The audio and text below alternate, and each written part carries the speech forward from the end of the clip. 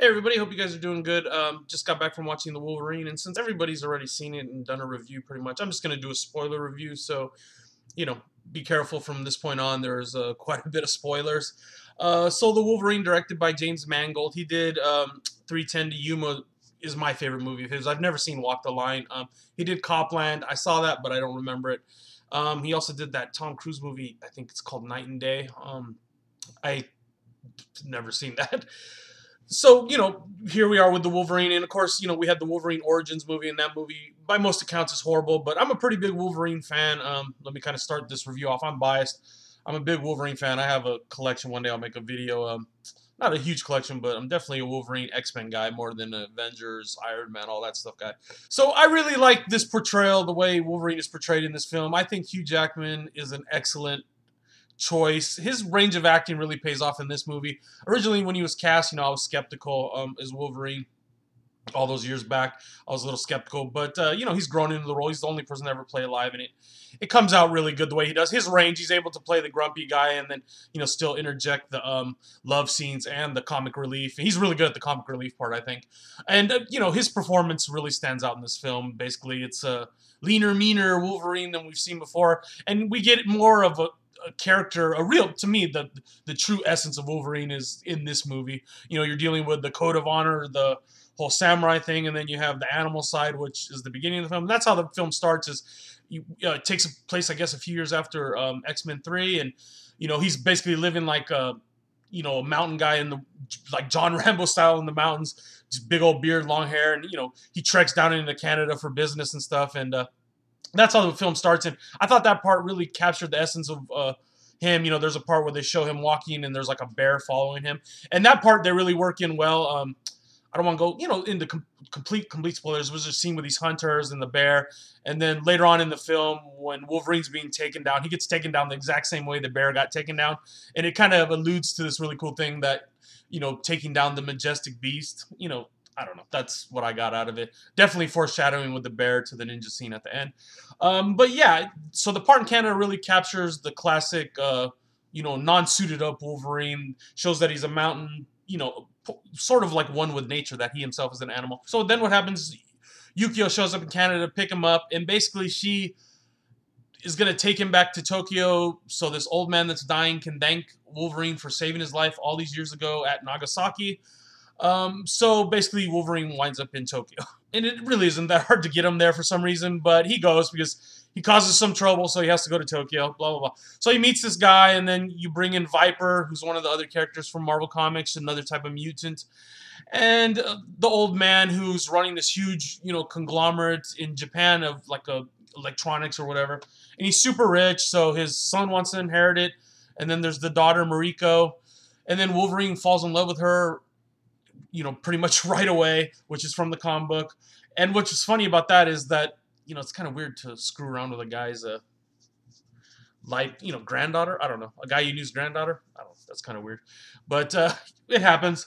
And the Yakuza's in there. They're trying to kill him. And there's some ninjas. And basically, it's a pretty good story. They kind of do like a Jason Bourne Wolverine story. He gets thrown into this, like, family upheaval. And, by the end, it turns into a complete comic book movie. But they keep it kind of toned down the rest of the film, which I really, really like. And another thing I really want to mention about this film is the cinematography. The director of that was Ross Emery, and what he did in the scenes in Tokyo, I really like that. The scenes when they're at the grandfather's home, I mean, they just looked really awesomely shot. Really well done. I mean, I like the look of that. The whole film looks well done overall. Even the special effects scenes are pretty well done. The scene on the bullet train, there's a pretty good scene. The scene played out better than I thought it would, but, the CG is evident on that scene.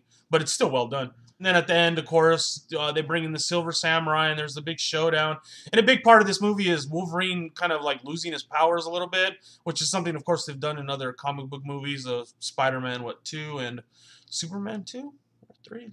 2, Superman 2, yeah. But yeah, I mean, that's another common thing in movies. But the way the film overall is done in the story, it's well done. Just at the end, the last part of it gets really comic booky. It looks good. The Silver Samurai, the way they did the CGI, looks really cool. So in summary, basically, the things I liked were the chemistry between Wolverine and Yukio.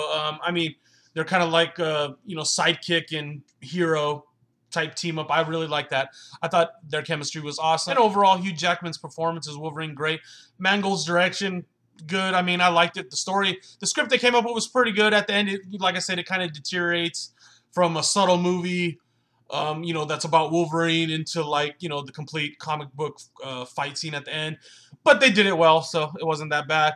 The things I didn't like, there was one little nitpick I had. There's a scene where Wolverine goes to the Minister of Justice house or whatever, and there's one part with the sound editing, and if I was at home, I would have rewound it, but, you know, of course, can't do that. But he says something, and you don't even hear it. He's yelling, "Get out," and they say it twice, and the second time, it's like they didn't dub it, him saying it, whatever. And that was kind of like a little thing that bugged me.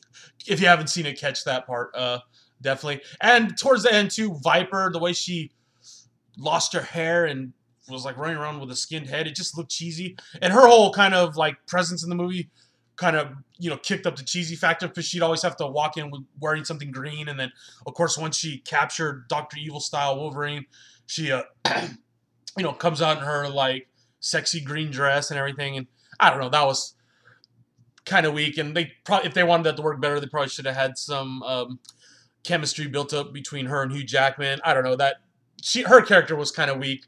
The reason she was there was necessary because she's like a genetics engineer or whatever, and a virologist, and, you know, immune to her. She's like a mutant. Although in the comic book, I don't think she's a mutant, but whatever. Maybe in the newer ones. Yeah, she looked kind of weird running around bald-headed. But there is one other thing that I really liked. They have like a mid-credit scene, and it's a total setup for X-Men Days of Future Past.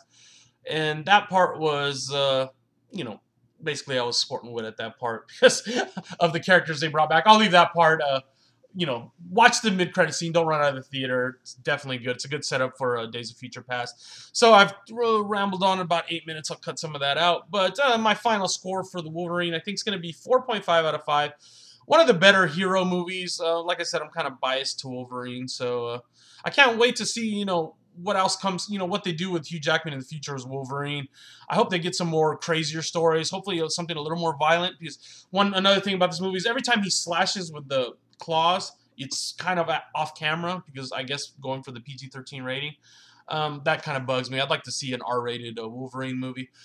And that's about it. 4.5 out of 5, definitely. It's a well-done movie. It looks great. Hugh Jackman's performance is awesome. The chemistry between him and Yukio, I thought was good. The rest of the movie, you know, it's pretty typical comic book fare. The beginning was good, the way they set up, you know, kind of really showed what Wolverine is. All right, well, I'm out of here after rambling. See you guys soon. Bye.